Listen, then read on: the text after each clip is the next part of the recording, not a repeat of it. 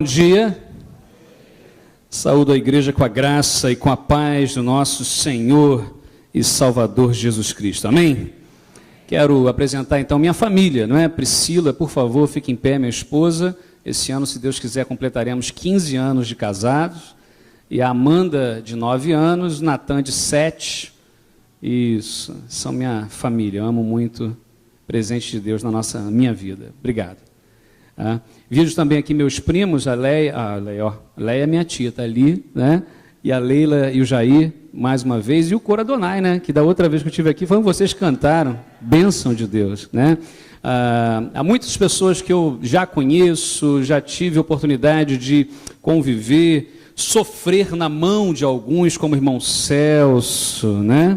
Naquela época, a nossa embaixada do Lins tinha uma rivalidade saudável, né, com a embaixada de Vila da Penha, e era assim, no Sítio Sossego era sempre aquela coisa gostosa com o embaixador do rei. Então, prazer muito grande revê-lo também, grandes outros amigos que temos aqui. Vejo também uma família muito querida, que foram minhas ovelhas ali em Pilares, e a Carla não quer que eu peça para eles ficarem em pé, mas eu vou pedir, né, o Leonardo, a Carla, a Isabela, a Jéssica e o Leonardo filho, por favor, fiquem em pé. Família muito querida nossa, são grandes amigos, hoje eu posso dizer isso, né? Obrigado, podem sentar, tá certo? E outras pessoas também, que Deus abençoe grandemente. Como o irmão Sidney falou, no mês de dezembro, eu não tinha mais agenda para sair, não tinha, enfim, o meu combinado com a liderança da nossa igreja já tinha se esgotado as saídas. Mas o meu sogro, que era pastor até então da primeira igreja batista em Rocha Miranda, aqui no Rio, após 42 anos de ministério, entendeu de Deus que era para deixar o ministério, se aposentar. E aquele dia, então, foi um dia onde houve um culto de gratidão a Deus. Nós estivemos aqui no Rio, então, para prestigiar o meu sogro. Ele foi consagrado como diácono, como pastor emérito, né, da primeira igreja batista em Rocha Miranda. E então, o irmão Ricardo, sabendo da minha vinda ao Rio, me convidou para que estivesse aqui. E logo, então, depois, ao final de dezembro, o irmão Sidney me entrou em contato e me convidou. Nós oramos. Meus irmãos, nós estamos em oração. A minha vinda aqui hoje, da minha família, é porque nós entendemos que Deus precisa falar ao nosso coração, bem como ao coração da igreja. Não é? Quando a gente fala sobre vontade de Deus, há pelo menos dois tipos de vontade. Vontade decretiva de Deus. É exatamente o que nós encontramos na pastoral de hoje aqui, não é, no editorial, que é aquela vontade que não tem jeito, a gente vai ou vai, é a vontade de Deus e acabou. Nós não temos como escolher. E há uma outra vontade que a Bíblia também diz, que é a vontade preceptiva de Deus, ou seja, os preceitos de Deus. Nós sabemos qual é a vontade de Deus, mas podemos escolher não fazê-la.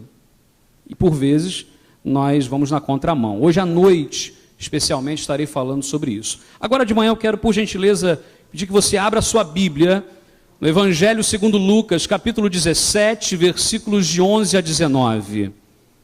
Quero meditar com você sobre o tema Encontro Real com Jesus. Encontro Real com Jesus. Abra a sua Bíblia então, Lucas, capítulo 17, versículos de 11 a 19. Compartilhe a sua Bíblia, por gentileza, com quem não tem, que está perto de você. Se você está sem a Bíblia, pode chegar um pouquinho mais perto de quem tem. Se você acompanha pela internet ou uma gravação, abra também a sua Bíblia, mesmo que seja online, mas acompanhe a leitura do texto bíblico. Lucas, capítulo 17, versículos de 11 a 19. Diz assim a palavra de Deus. A caminho de Jerusalém, Jesus passou pela divisa entre Samaria e Galileia.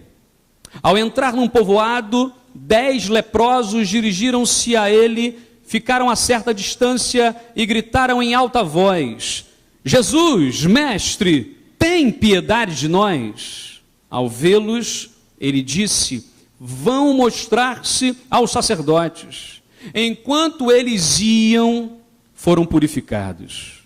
Um deles, quando viu que estava curado, voltou, louvando a Deus em alta voz, prostrou-se aos pés de Jesus e lhe agradeceu. Este era samaritano. Jesus perguntou: Não foram purificados todos os 10? Onde estão os outros 9? Não se achou nenhum que voltasse e desse louvor a Deus, a não ser esse estrangeiro? Então ele lhe disse: levante-se e vá, a sua fé o salvou. Feche seus olhos em oração. Pai, a tua palavra, meu Deus, por si só tem todo o poder e toda a autoridade sobre nossas vidas. E nesse momento já está operando, ó Pai, maravilhas, milagres, sinais. Meu Deus, que o teu servo nesse momento seja um mero instrumento em tuas mãos. E que nossos corações estejam abertos para ouvir a tua palavra, para que a tua palavra encontre lugar em nossos corações. E haja salvação nesta manhã, Pai. Haja edificação, haja transformação. É o que nós oramos, em nome de Jesus. Amém, Senhor. Amém. Cada um de nós já experimentamos alguma história com Deus. Se saímos hoje pela manhã para vir aqui, é porque de alguma forma esperávamos que Deus falasse ao nosso coração. Temos alguma necessidade, alguma ansiedade, alguma questão, e que confiamos de alguma forma que Deus fala conosco. E por isso nós estamos aqui. Certa vez, quando os discípulos perguntaram assim para Jesus, pediram a Jesus: Senhor, Jesus, aumenta a nossa fé. Jesus respondeu o que para eles? Não é necessário, porque se a sua fé for do tamanho de um grão de mostarda, você dirá e acontecerá. A grande questão é que, por vezes, nós não exercitamos ou não vivemos a fé que Deus já colocou em nossos corações. Muitas pessoas tiveram experiências transformadoras com Jesus. Talvez, se dessemos a palavra aqui agora, pessoas poderiam dar seu testemunho. Eu era isso, eu fazia dessa forma, mas Deus me transformou. Tem gente que eu já conheci e pude ter o prazer de trabalhar desde o momento de evangelização, de discipulado, o momento de batismo e pós-batismo, e entrar de repente na liderança da igreja, que você fica assim, meu Deus, não é a mesma pessoa. Porque Deus transformou e Deus transforma, porque se nós não crermos no poder transformador do Evangelho de Jesus, o que é que nós estamos fazendo aqui?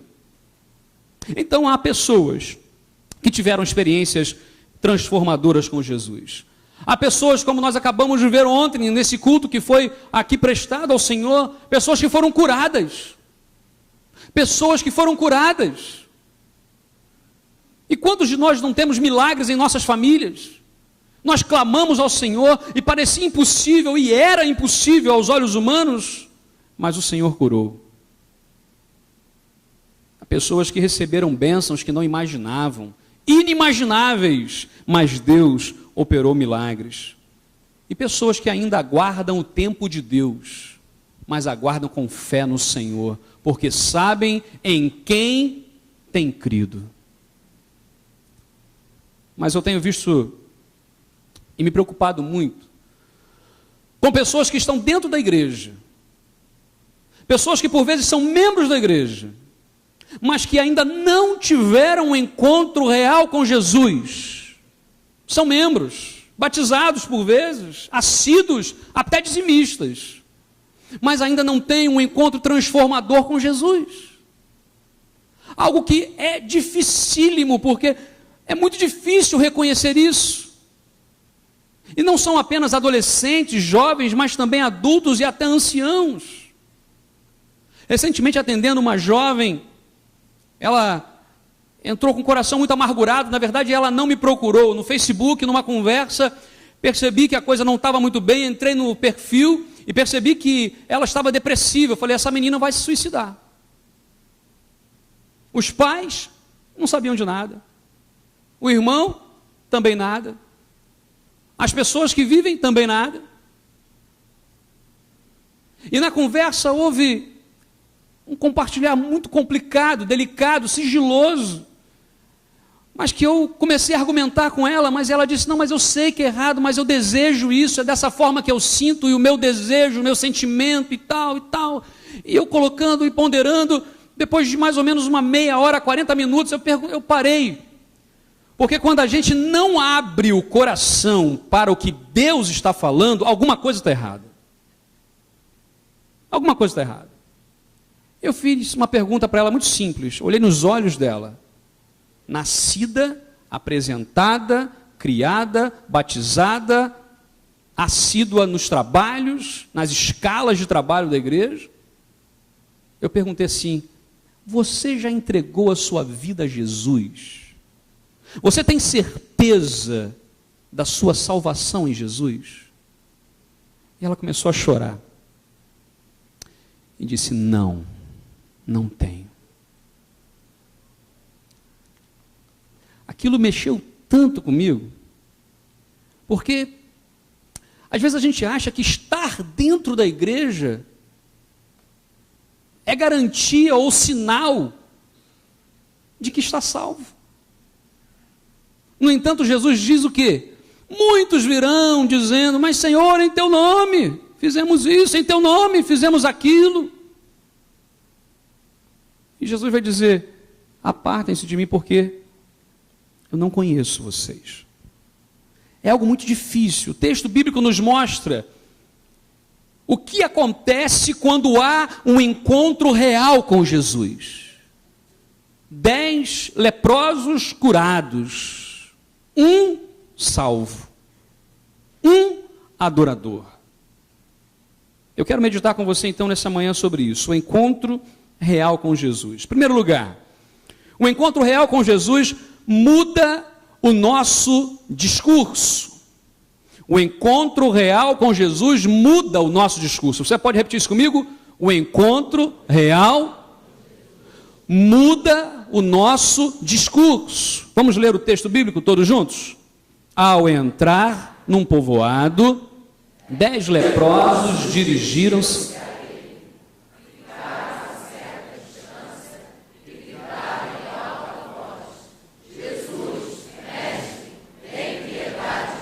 Vamos ler mais uma vez, só essa parte que está em maiúsculo, grifado, mas aí eles estavam gritando, então você vai falar com mais força, ok? Então ficaram a certa distância e gritaram em alta voz: Jesus, mestre, tem piedade de nós.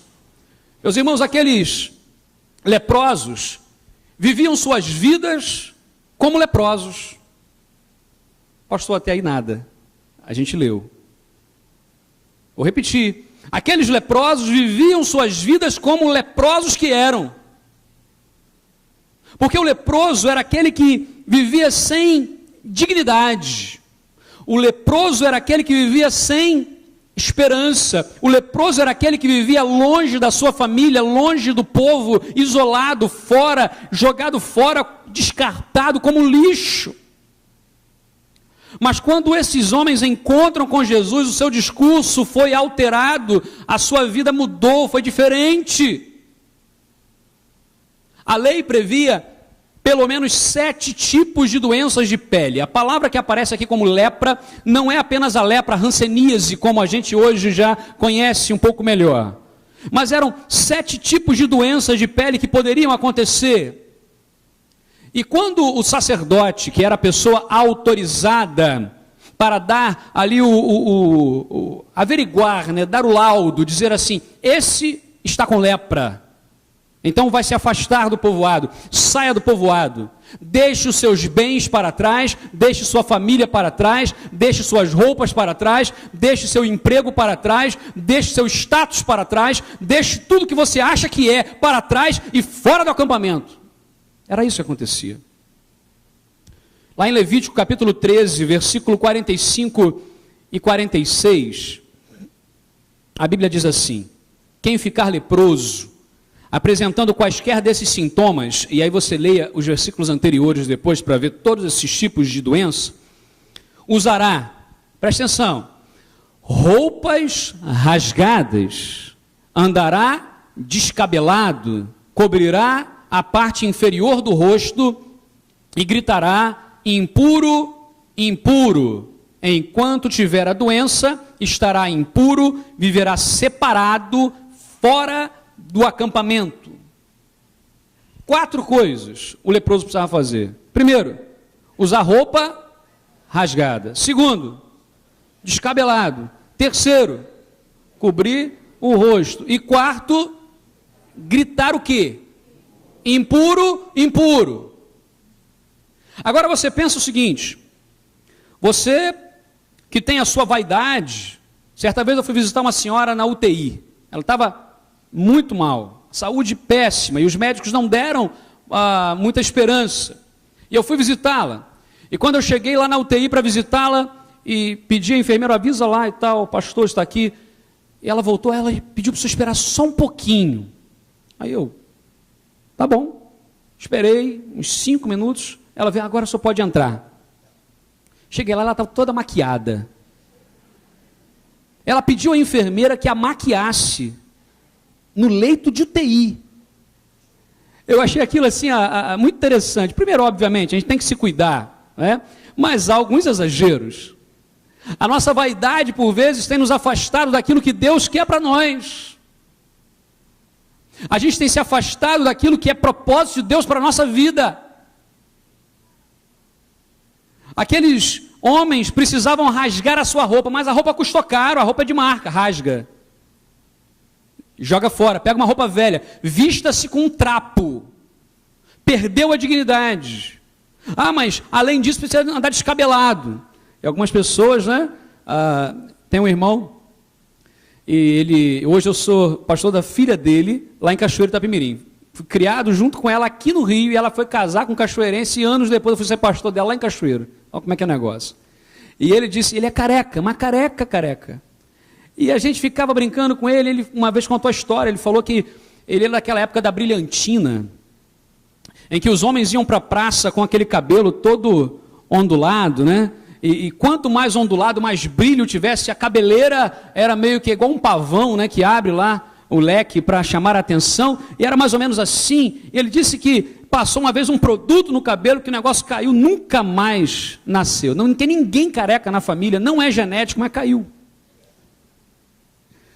Imagina você que cuida, e você está lá e penteia, não tem essa, bagunça o cabelo, passa a mão, bagunça tudo, perdeu a sua aparência. Ainda aí diz o texto, cobrirá a parte inferior do rosto. E aqui há uma questão muito delicada, porque é a perda da identidade. Quando você cobre uma parte do rosto, fica difícil identificar você, não dá para dizer que você é você perde a sua identidade, mas o que as pessoas vão pensar de mim, não vão pensar, nem saberão que é você. Nem saberão que é você. Você estará não com as suas roupas que te identificarão, mas estará com trapos. Não estará mais com a sua cabeleira, mas estará despenteado, descabelado. Não estará mais com o seu rosto, que todo mundo conhece, mas agora virou alguém desconhecido. E a última característica, precisavam ficar fora do arraial, do acampamento, da cidade, e gritar de longe, a cerca mais ou menos de 15 metros, alguém se aproximasse, ele precisava gritar, avisando para a pessoa. Porque se ele não avisasse, ele poderia ser apedrejado, morto na hora. E ele precisava gritar, impuro, quer dizer, além de toda a questão da dignidade, da dor, da doença, do afastamento da família, de tudo, ele ainda precisava dizer para os outros que ele era impuro, ele era sujo, ele era alguém que contaminava os outros, alguém que ninguém podia chegar perto, ele tinha que avisar. Mas quando esses homens veem Jesus se aproximando, o seu discurso muda, porque ao invés desses homens gritarem assim, impuro, impuro, eles gritam o quê? Jesus, tem misericórdia de nós. Não mais vivemos sem esperança, porque quando eles viram Jesus, eles perceberam que ali estava alguém que era a única esperança para eles. Aquilo que eles pensavam, que todo mundo ensinou, que era daquele jeito, agora não é mais, porque eu faço do jeito de Jesus. Porque Jesus está aqui.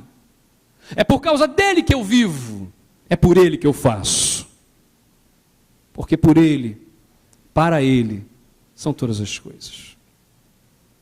Diz o texto, 10 leprosos gritaram, Jesus, mestre, tem misericórdia de nós. Em algumas versões, tem piedade de nós. Qual tem sido o seu discurso? Qual tem sido o seu discurso? O que você tem falado? O que sai da sua boca? O que a sua vestimenta diz? O que a sua postura fala? Porque não apenas a boca fala, mas todo o nosso corpo fala, nossas atitudes falam. O que nós temos falado? Qual tem sido o nosso discurso? O nosso discurso tem sido alguma coisa legalista, alguma coisa humana tão somente? Ou temos buscado em Deus, temos visto que em Jesus está a esperança? Há um livro do Dr. John Haggai, que diz assim, o tema desse livro, né, o título desse livro: cuidado com o que você chama impossível. Porque há pessoas que dizem assim, eu não posso, não dá. Realmente, muitas vezes, e se formos confiar na nossa própria força, não dá, porque a Bíblia diz que enganoso é o coração do homem. Não confie tão somente no seu coração. Mas eu senti. Senti o quê? Sentiu o quê? A palavra de Deus disse. Então tem esse negócio de sentir. O sentir é quando vem confirmando o que a palavra de Deus já diz. É ter paz no coração, num relacionamento. Por isso a Bíblia diz nesse contexto, a paz de Deus é o árbitro em vossos corações. Falando de relacionamento. Tem gente que vai dizer, não dá para seguir a Jesus. A pergunta é, onde está a sua fé, onde está a sua esperança, em quem nós temos colocado? A lepra na Bíblia, ela constantemente é símbolo de pecado. Porque assim como a lepra, o pecado corrói a alma. O pecado, ele tira a nossa dignidade. O pecado tira a nossa esperança. Há pessoas que têm vergonha de orar, porque sabem quem são. O pecado tem afastado as pessoas do convívio com Deus, do convívio com as pessoas que amam. Eu tenho visto famílias que não se falam, famílias que estão sendo destruídas. E sabe qual é o nome disso? Pecado. E o pecado destrói o nosso relacionamento com a gente mesmo. É quando você diz assim, nem eu me entendo. É como Paulo vai dizer, o bem que eu quero fazer eu não consigo, mas o mal que eu não quero, esse eu acabo fazendo. É essa luta que a gente vive entre fazer o certo e o errado, a gente sabe o que é certo. Às vezes a gente vem com essa história, eu não sabia. Vem com essa história, a Bíblia é clara. A Bíblia diz, a Bíblia fala o tempo todo. Deus está o tempo todo falando com a gente. Você crê nisso? Você crê que Deus fala com você? Levanta a sua mão assim, quando você lê a palavra. Amém. Creia nisso, Deus fala com você. Você tem dúvida? Leia a Bíblia. Bíblia é palavra de Deus, é boca de Deus. Jesus muda o nosso discurso, porque Jesus é a nossa esperança. Em Jesus está a nossa fé. Ele nos livra da lepra, Ele nos livra de todo pecado. Jesus nos lava, o seu sangue nos purifica de todo pecado. Louvado seja Deus por isso. O encontro real com Jesus, em segundo lugar, nos faz crer antes de ver. Você pode repetir comigo? O encontro real nos faz crer antes de ver. Diz o texto bíblico, olha, ao vê-los, ele disse, vão mostrar-se aos sacerdotes. Vamos ler todo mundo junto agora? Enquanto eles iam, foram purificados. O milagre não tinha acontecido. O milagre ainda não tinha acontecido, a purificação ainda não tinha acontecido, a lepra não tinha sumido ainda, mas eles foram. E ao contrário do que muita gente pensa, os 10 leprosos eram tementes a Deus. Os 10 leprosos tinham fé, porque senão só tinha ido um. Mas a Bíblia diz que os 10 foram. Os 10 creram. Se Jesus mandou, nós vamos. E Deus vai fazer o milagre. E eles foram. A grande questão é que a lei mandava procurar o sacerdote depois da cura, ou se houvesse cura, para que o sacerdote desse então esse laudo. Jesus disse, vão apresentar-se aos sacerdotes. Se fosse hoje, talvez Jesus falaria, vão ao médico, para o médico dar um laudo. Vão a alguém que possa constatar isso. A Bíblia também diz que eles poderiam simplesmente morrer, porque se eles não fossem curados e voltassem para o acampamento, seriam mortos.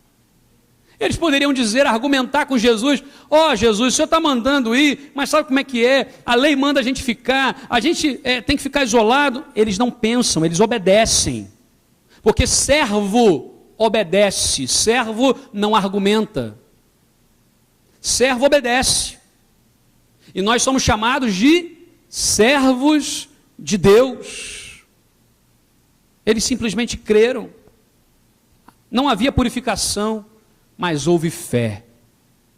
Crer antes de ver. Sabe, fé não é pensamento positivo. Tem gente que acha, vamos fazer uma corrente aqui, um pensamento positivo, porque Deus vai... Não, não é isso. Fé não é pensamento positivo. Fé não é experiência esotérica. Fé não é arrepio na coluna. Fé não é nada disso. Não é. Pastor Glênio Paranaguá, pastor da PIB de Londrina, há algum tempo atrás, alguns anos, ele disse o seguinte: qual é a diferença entre declaração de fé e confissão de fé? Qual a diferença entre declaração de fé e confissão de fé? Aí algumas pessoas argumentaram, não há diferença, a mesma coisa, ou não, tem diferença sim, mas falou a coisa que não era. Ele falou o seguinte: olha, declaração de fé, todo mundo pode fazer, é em público. Eu chego aqui e digo assim: eu creio em Deus Pai Todo-Poderoso, em Jesus Cristo, seu Filho, que morreu na cruz para nos salvar, eu creio no Espírito Santo, eu creio na palavra de Deus, eu creio nisso, eu creio naquilo. É declaração de fé pública. É como o batismo. O batismo é uma declaração pública de fé. Por si só, o batismo já é a profissão de fé. Ele é a declaração de fé. Agora, o que é confissão? Confissão é você e Deus. É como Jesus fala assim: entra no seu quarto, fecha a porta e ora ao teu Pai que te vê secretamente e Ele te recompensará. Confissão de fé é particular, é você e Deus. Não dá para ser quem a gente não é diante de Deus. Não dá para fingir, não dá para enrolar, não dá, é Deus. Deus sabe quem nós somos. Salmo 139, Ele nos fez, Ele nos criou, Ele nos moldou. Sonda-me, Senhor, e Deus sonda, Deus conhece. Fé, segundo Hebreus capítulo 11, versículo 1, é certeza. Antes de ver, já há certeza. Fé, segundo Hebreus capítulo 11, versículo 1, é prova. Porque a gente fala assim: você tem uma prova do que você está falando? Tenho, é fé. Porque a fé é a certeza e a prova, diz Hebreus capítulo 11, versículo 1.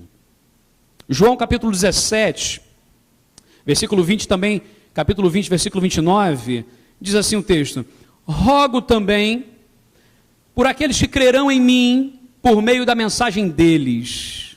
Então Jesus lhe disse: porque me viu, você creu?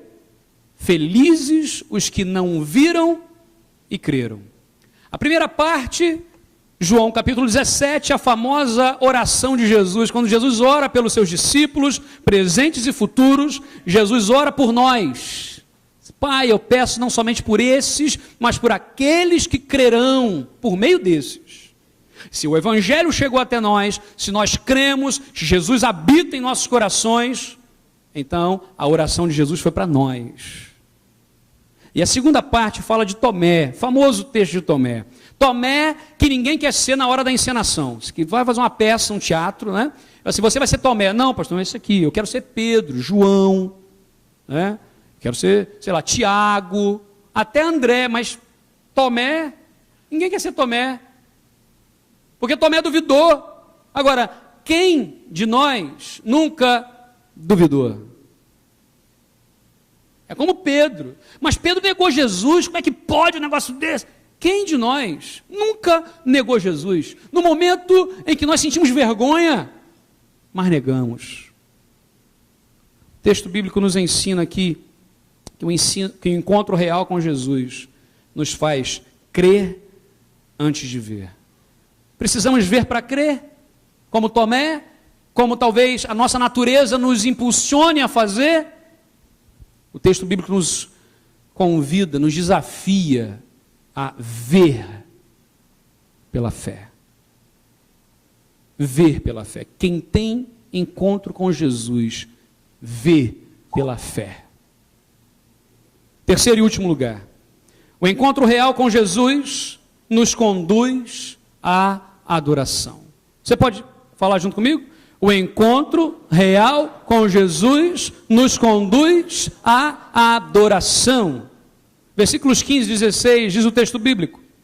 Um deles, quando viu que estava curado, ou seja, um dos 10, quando viu, o que ele fez? Ele voltou, louvando a Deus em alta voz, prostrou-se aos pés de Jesus e lhe agradeceu. E este era samaritano. Várias complicações aqui, né? Quem tem o encontro com Jesus não fica satisfeito com as proezas de Deus na sua vida. Ah, não, eu busco, aí eu pulo daqui para lá. Né? Se você quiser, você vai na igreja todo dia. Todo dia você vai numa igreja diferente. Eu vou aqui, vou lá, vou cá, vou acolá. E aí, não, eu vou. Quem tem um encontro real com Jesus não fica correndo atrás das bênçãos de Deus, porque a Bíblia diz que as bênçãos de Deus é que correrão atrás dos seus servos. É a bênção de Deus que te persegue, não você que tem que perseguir bênção. A gente tem vivido hoje um tempo onde parece, eu vim aqui hoje para receber a minha bênção. Quem quer bênção de Deus? Quem não quer? Eu também quero.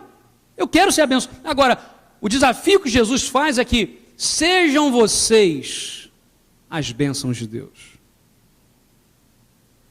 Nós precisamos ser bênçãos de Deus.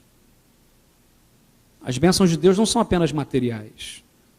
As bênçãos de Deus são constantes na vida daquele que teme ao Senhor. Naquele que teve um encontro real com Jesus. O que ele fez? O que esse samaritano fez? O que esse homem se tornou? Um adorador. O estrangeiro que não havia recebido, segundo pelo menos o que os judeus colocavam, né? Eles não têm os oráculos de Deus, eles são impuros, eles são mestiços, eles são pessoas que nós não gostamos. Judeus e samaritanos se odiavam tanto que quando o samaritano passava por um terreno judeu, eles pegavam pedaços de mato seco, colocavam nas pegadas e tocavam fogo. Porque eles odiavam uns aos outros. E Jesus disse que o único que teve um coração de adorador, um coração grato, de louvor, foi um estrangeiro. Para você perceber que não há condição que Jesus não possa mudar. Jesus curou da lepra, Jesus quebrou preconceitos, Jesus quebrou barreiras, Jesus resgatou aquele homem. O que ele fez? Diz a Bíblia, ele voltou para Jesus. Porque quando a gente só está correndo atrás de bênção, normalmente nós esquecemos do Deus da bênção. Só queremos as bênçãos de Deus. Me perdoe o trocadilho. Muitas pessoas, após serem curadas pelo poder da palavra de Deus, vão embora, somem, desaparecem. Eu tenho visto muito também assim casais. São crianças, adolescentes, jovens, ativos na igreja, envolvidos, aí casam, e às vezes oram ao Senhor e tal, e casam. Quando casa, não faz mais nada. Quando tem o primeiro neném, não faz mais nada. Não, agora tem neném. Eu lembro da Priscila, quando estava grávida da Amanda, uma quarta-feira, eu peguei ela um trabalho, umas 5 e pouca, e ela falou assim, já estou com contração. Aí eu, vamos para o médico. Não, estou bem. Quarta-feira. Não, então vou ligar para alguém para pregar lá na igreja, então. Não, vamos para a igreja. Calma. Aí fomos para a igreja. E eu pregando e ela contando as contrações. Está de 5 em 5. Tal, isso aqui. Tranquila. Sabe, a gente por vezes fica naquela coisa assim, o que Deus vai fazer? O que vai acontecer? A gente fica naquele medo do que Deus vai fazer. Só que veio o primeiro filho e nunca faltamos. Não é porque é pastor, não. É porque há compromisso com Deus. E aí veio o segundo filho e estava a Priscila lá com as duas crianças. Querido, você que tem neném, você que tem filho, a igreja é um lugar de gente. Onde tem gente vai ter problema, vai ter tudo que você possa imaginar, mas é lugar de gente salva por Jesus. E ainda é o melhor lugar para nós trazermos nossas crianças, criarmos nossos filhos, educarmos nos caminhos do Senhor. Ainda é o melhor lugar. É projeto de Deus. Esse homem voltou. Somente os verdadeiros adoradores voltam-se para adorar a Jesus.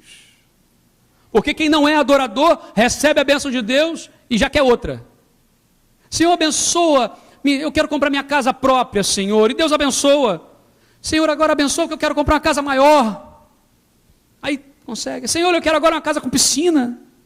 Senhor, agora eu quero uma mansão. E a gente é insatisfeito. A gente é insatisfeito. Mas os adoradores são gratos. Senhor, conquistei o salário do mês, a saúde, louvado seja o nome do Senhor. Eu não sei como é que está por aqui, mas eu tenho sentido muita falta hoje em dia dos famosos cultos de ação de graça, né? Os cultos de gratidão. Uma reunião na sua casa de adoração, chamar os amigos. Qual o motivo dessa reunião? Não, a gente está se reunindo aqui só para agradecer a Deus. Só para não, para agradecer a Deus. Vamos aqui, vamos louvar a Deus, e louva a Deus, e tem palavra, e tem oração, e tem conversão do vizinho, porque simplesmente nós estávamos agradecendo a Deus. Voltar para Jesus. Esse homem fez isso. A segunda coisa que ele fez, diz o texto bíblico, ele glorificou a Deus em alta voz, porque os verdadeiros adoradores não se envergonham de Jesus, mas proclamam as maravilhas de Deus. Os verdadeiros adoradores proclamam quem é Jesus na sua vida. Tem gente que fala assim, pastor, porque a internet é um negócio do diabo. Internet é bênção se for usada como bênção, e maldição se for usada como maldição. Então use a internet, o celular, papel, use o que você quiser. Abacuque, na época, o inventor lá, Deus inventou o outdoor naquele dia. Ele falou assim, escreva com letras garrafais, até para que aquele que passa correndo veja, o justo viverá pela fé. Criatividade, nós brasileiros somos criativos, no mundo inteiro somos conhecidos como um povo criativo, sofrido, mas criativo. Então, seja criativo, anuncie em alta voz quem é Jesus para você. Porque esse mundo está padecendo, as pessoas às vezes têm uma noção de que tem tudo sob controle, não tem não. Não tem não. Porque quando a gente busca dentro da gente, a gente não encontra nada, se não for Jesus. Esse homem, ele não se envergonhou. Esse homem não negou a sua fé. Esse homem não se calou. Esse homem proclamou. Como é bonito ver um recém-convertido, um novo convertido. Ele quer falar para todo mundo. Ele quer compartilhar com seus colegas de trabalho. A maior força evangelística que nós temos são os novos convertidos. São pessoas que acabaram de passar um período de fome e acabaram de matar a fome e estão vendo um monte de gente com fome que eles amam e dizem assim, aqui tem comida. O problema é nós, que já estamos na igreja há muitos anos, por vezes esquecemos. Já estamos com a barriga tão cheia há tanto tempo, que parece que não, tadinho, pecador. Não. Ele glorificou a Deus em alta voz. O que ele fez depois? Se prostrou aos pés de Jesus. Os verdadeiros adoradores são humildes, se prostram. Lembra daquele texto? O fariseu e o publicano. O fariseu vai lá, Senhor, muito obrigado, porque eu não sou como esse homem desprezível, pecador e tá. E o publicano, pecador mesmo. Diz a Bíblia que ele nem ousava levantar a cabeça e ele orava humilde, pedindo perdão. Quem é que desceu glorificado? Quem é que desceu ali abençoado? O arrogante ou o humilde? Humilde. Arrogância ofende a Deus. Quando eu digo assim, mas é isso porque eu sei, Muito cuidado. Muito cuidado.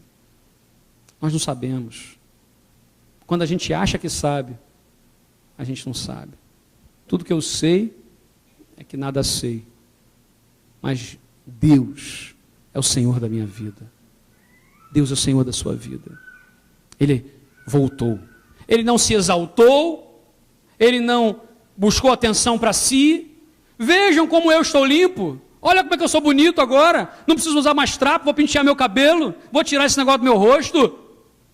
Agora eu mudei, agora eu sou o cara. Vou cobrar até para dar testemunho.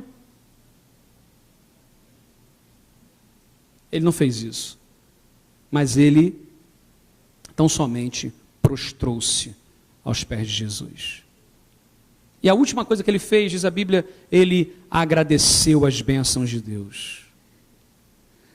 Dos 10 que foram abençoados, porque os 10 foram abençoados. Dos 10 que receberam a cura, porque os 10 receberam a cura. Dos 10 que foram fiéis, porque os 10 foram fiéis, apenas um tocou em Jesus, aos pés de Jesus. Privilégio maior não existe. Aquele que se transforma em um adorador, porque teve um encontro com Jesus, o seu discurso foi mudado. Aquele que teve um encontro com Jesus, ele crerá pela fé. Antes de ver, ele crê. Aquele que teve um encontro real com Jesus é transformado num verdadeiro adorador. Esse verdadeiro adorador que volta, que glorifica em alta voz, que se prostra, que agradece. Um deles teve um encontro real com Jesus. Eu quero nesse momento colocar diante de você um tempo para você fechar os seus olhos, para que você ore ao Senhor Jesus. Se você está aqui nessa manhã, mas ainda não entregou a sua vida a Jesus, hoje é o tempo. Hoje é o tempo de dizer, eu quero mudar o meu discurso. Parar com essa história de que eu não posso, que não vai dar, porque eu sou pecador demais, que a minha história não tem jeito, porque Jesus tem jeito para você. Jesus não desiste de nós. Feche seus olhos nesse momento. Alguém nessa manhã que quer entregar a sua vida a Jesus e ter o seu discurso, a sua vida transformada pelo poder de Deus, levanta a sua mão onde você está. Eu quero orar por você. Deus abençoe. Há mais alguém? Deus abençoe, louvado seja o nome do Senhor. Pode abaixar. Há mais alguém aqui embaixo na galeria? Quer entregar a sua vida a Jesus? Este é o dia, porque Jesus te ama demais. Creia. Mas pastor, está doendo demais, eu não tenho certeza. Deixa a certeza com o Senhor. Deixa Jesus cuidar de você. Deixa Deus tratar de sua vida.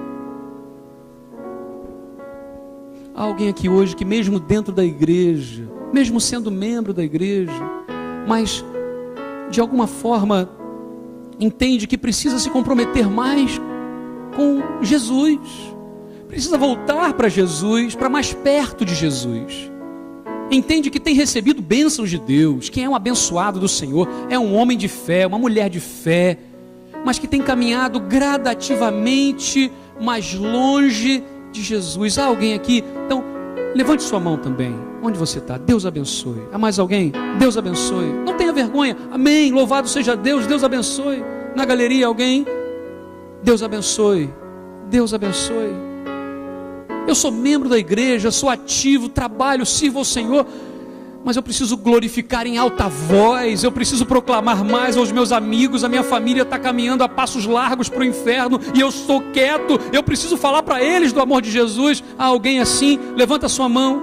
Alguém que quer que a sua família seja salva? Louvado seja Deus, amém, amém. Deus abençoe todas as mãos, Deus abençoe cada vida aqui, Deus abençoe, louvado seja Deus. Há alguém que tem sido alguém fiel a Deus, temente, mas que tem sido arrogante no seu coração, não tem se prostrado, mas que quer hoje entender: Senhor Jesus, eu me quebranto diante do Senhor, o Senhor é o Deus da minha salvação, e eu me prostro diante de Ti. Há alguém que está hoje fazendo essa oração de quebrantamento na sua vida? Levanta a sua mão. Deus abençoe. Deus abençoe, louvado seja Deus. Deus abençoe lá na galeria, Deus abençoe. Deus abençoe.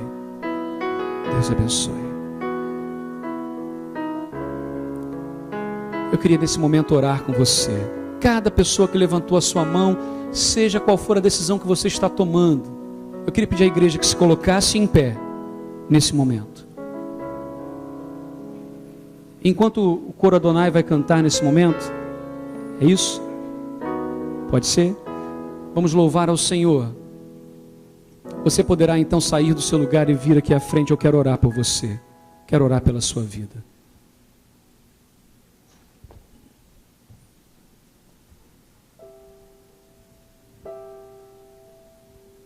Pode vir. Se houver pastores, diáconos aqui, por gentileza, podem ficar aqui à frente. Podem vir. Deus abençoe.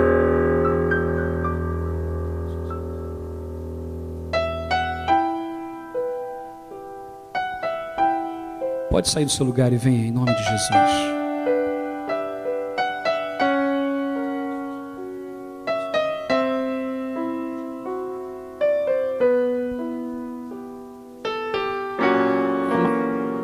Pode vir, vem cá, fica aqui.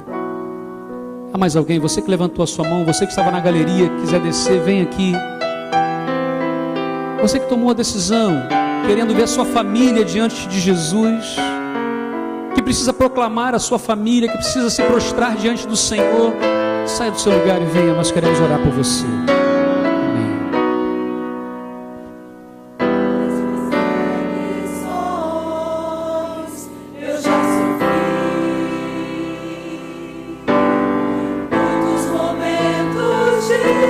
Feche seus olhos, esteja em oração nesse momento, ouvindo o coro. Se você quiser, saia do seu lugar. Mesmo que você não tenha levantado a sua mão, saia em nome de Jesus. De que valeu confiar em Deus, mas tu, Senhor, és meu protetor, rochedo e fortaleza.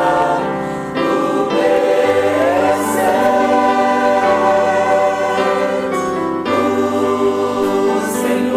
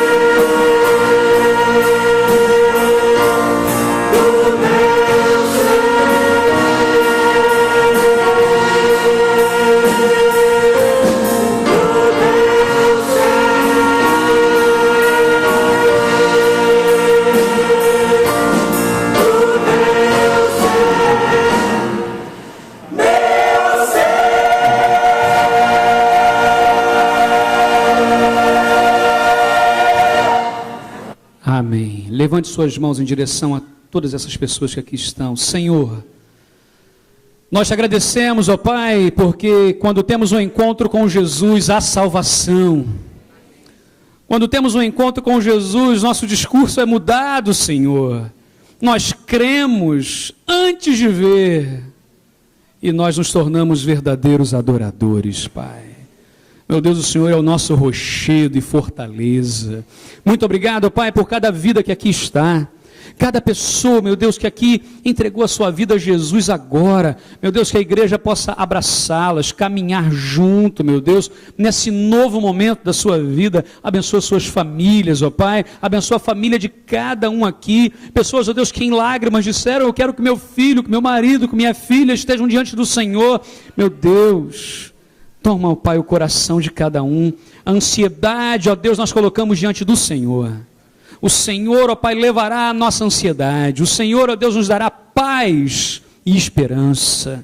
Louvado seja o teu nome, Pai. Nós queremos, ó Deus, não apenas ser alvos da sua bênção, alvos do seu milagre, mas queremos nos tornar adoradores, ó Pai, com o encontro real com Jesus.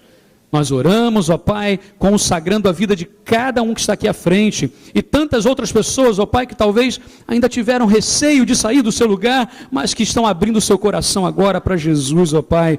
Toma a sua vida em nome de Jesus. Nós oramos em nome do teu Filho amado Jesus Cristo, ó Deus. Amém, Senhor. Amém, Pai. Que Deus abençoe.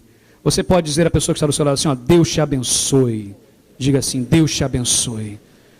Deus abençoe. As pessoas que entregaram a sua vida a Jesus agora, nós temos um momento com você aqui de oração, coisa breve, mas que você poderá vir.